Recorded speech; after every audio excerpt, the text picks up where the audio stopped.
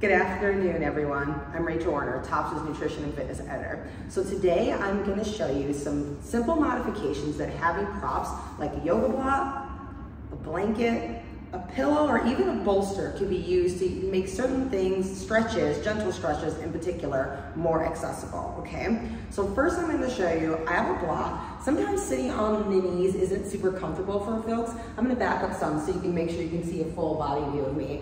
And see, I'm gonna place the block so that's actually resting on my heels. So if you're sitting back on with your feet, you can also have your toes, they can be flexed and place the block in between the back of your heels and your bottom, or you can have your feet flat. And again, the block would either rest on the back of your shin, the very bottom of your calves, like right on top of the ankles, or you could even rest it like on the back again on the heels. So that's one way to make a seated pose more accessible. And this can be a great place to start. Instead of sitting cross-legged if you're in a yoga class or another fitness class, this can be a more accessible way to kind of go into the initial breath work, or a meditative stance. So that was one pose I wanted to show you. Another way to use your block, or again, like I said, a pillow or a bolster, is if you're going into a downward facing dog, you can put the block down again. I'm gonna kind of back up, you guys can see, and I place my hands on the block, and again, toes down, and then I press up, and then again, my hands don't have as far to go to reach the floor. Heels can just be slightly raised, or they can be all the way flat to the mat, just depending on how loosey-goosey or stretchy you feel at the moment.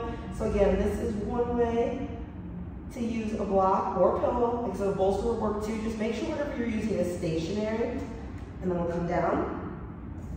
And then one more modification that I do a lot is if you're going into a low or a high lunge, I often will take my block and place it in front of me. Again, I'm gonna scooch back a little bit. Keep having to move back so you guys can see me. Place that down. And again, the nice thing about having it when it's a block is that you can have it, which side can be vertical. I can give you a little more height. Having it horizontal makes it a little bit lower. So you can kind of play with the heights and see what works best for your body. With a blanket, same thing, you can roll it. You can have it just folded once or twice or 3 times. So just finding the props that work best for you. So again, this is in the inside of my left foot, and you can do this on both sides. If you're doing the stretch, definitely do it on both sides at the end of the video, just so you can even yourself out. And again, my hands can be on the block, the knee can be down. I can also extend the back leg if I want to intensify this stretch.